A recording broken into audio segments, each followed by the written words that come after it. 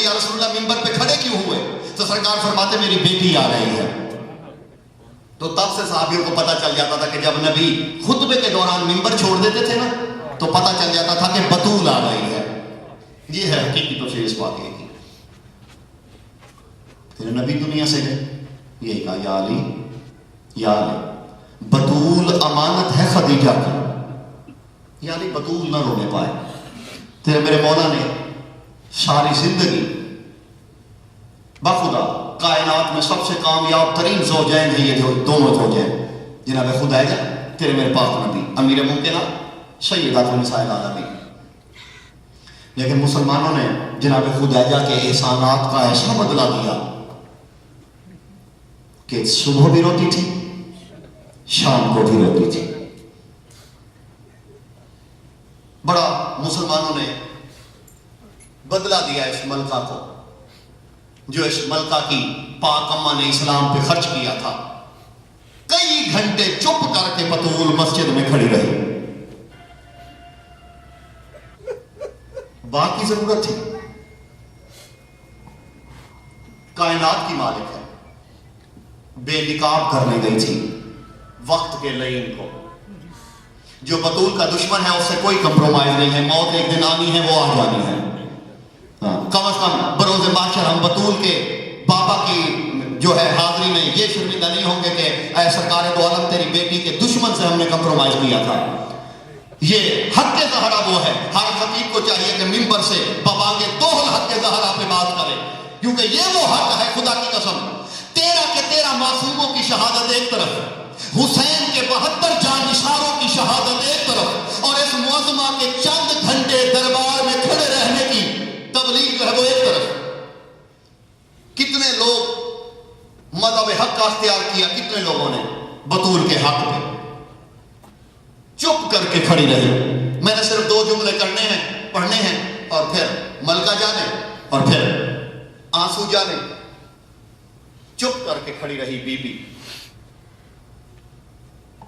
ظہر کی نماز, اور لفظ یہ ہے کہ فجر کی نماز کے بعد بی بی گئی تھی. بی بی فجر کی نماز پڑھ کے گئی تھی اور ایک پردہ لگوایا گیا تھا. وہ قبلہ میں رمضان میں خطبہ لمعہ بھی بی بی کا جو ہے.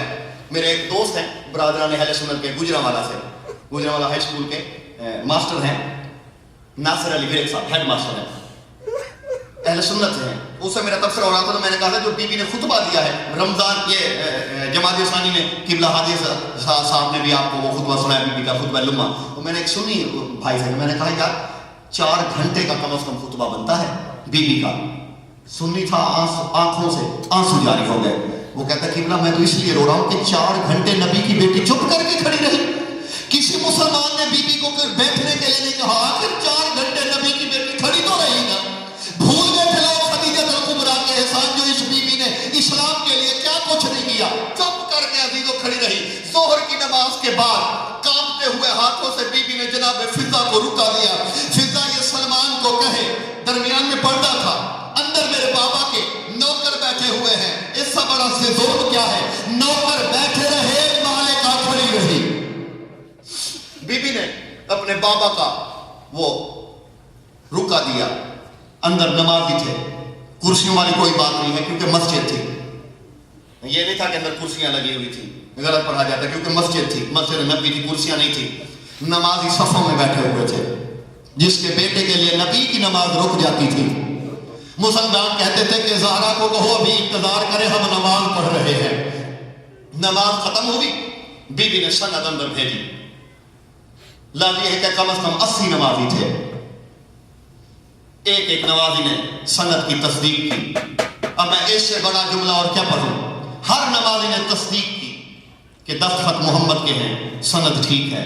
دستخط محمد کے ہیں, سند ٹھیک ہے. جب سب نے تصدیق کر دی نا تو پھر سب سے بڑے لعین کے پاس یہ پہنچی سند. اس لعین نے بھی, اس نے بھی کہا کہ میں نے تسلیم کر دیا کہ یہ سند نبی اکرم کی ہے. میری آواز یقیناً آپ تک آ رہی ہے. یہ سند محمد مصطفیٰ کی ہے. جب تصدیق ہو گئی, اب کسی کا دل دکھ ہے تو مجھے معاف کرنا, اور سادات سے خصوصاً میں معافی مانگ کے میں نے صرف 2 جملے بی بی کی غربت کے پڑھنے ہیں. ایک لمبے قد والا حرامزادہ کھڑا ہوا. بطول کے دشمن سے میں نے پہلے کہا ہے میں کوئی کمپرومائز نہیں کہہ سکتا. جسے نبی نے منبر سے ابن القلب کہا ہو میں اس کے ساتھ رعایت کیسے کروں؟ یہ ایک لمبے قد والا خبیث آدمی اٹھا, یہ سند لے کے پردے کے قریب آیا, آ کے کہتا ہے محمد کی بیٹی تصدیق ہو گئی ہے کہ سند تیرے بابا کی ہے, لیکن میں کہہ رہا ہوں میں نے تجھے حق نہیں دینا. بس یہ کہہ کے اس نے سند کے پرزے چاک کیے. بطول زمین پہ بیٹھ گئی, رو کے کہتی ہے بابا دیکھ تیری بیٹی چند گھنٹوں میں بوڑھی ہو گئی ہے. آباد رہیے. سند کے ٹکڑے اٹھا کے سیدۃ النساء العالمین چپ کر کے گھر کو چلی. اب اگر مجھے آپ اجازت دے تو میں احراق کا ایک جملہ جو حقیقت میں مظلومیت فاطمہ ہے, ایک جملہ صرف احراق کا. مسلمانوں نے اس پہ صبر نہیں کیا. کیا کیا؟ آگ لے کے بطول کے در پہ آئے. اب دل دکھ ہے مجھے معاف کر دیجیے گا, میں چھپا نہیں سکتا کہ حق بطول ہے. تیرے میرے مولا خود فرماتے ہیں من قاتم مصائبنا باشر اللہ من خولی من شمرن من یزید نصبہی, جو ہمارے مصائب چھپائے وہ یزید کے ساتھ معشور ہوگا. مجھے نہیں پتا کس کے ذہن میں کیا ہے اور کون کس خیال میں بیٹھا ہوا ہے. بات مقدر کی ہے, یہ اندر کے مقدر کی ہے, اندر کے نصیب کی ہے. آنسو عطا ہے اسی ملکہ کی, ہر بندے کے نصیب میں بھی نہیں ہے. عزیزو یہ لعین آگ لے کے لکڑیاں لے کے بطول کے در پہ آئے. انہوں نے شور شروع کیا. نبی کی بیٹی دروازے پہ آ کے ایک جملہ بی بی نے کہا. بی بی کہتی ہے میرے بابا کے نوکروں اونچا نہ بولو, میری زینب رو رہی ہے. بی بی کہتی ہے شور نہ کرو میرا حسین رو رہا ہے. عزیزو انہوں نے کہا بطول علی کو نکال ورنہ گھر کو آگ لگا دیں گے.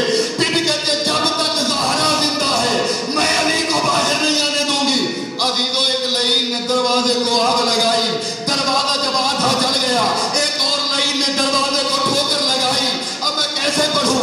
جلتا ہوا دروازہ تیرے نبی کی بیٹی کے اوپر گرا, نیچے گری تو محمد کی بیٹی, اوپر گرا جلتا ہوا در, اور 80 مسلمان اس در کے اوپر سے گزرتے رہے. ماتم حسین.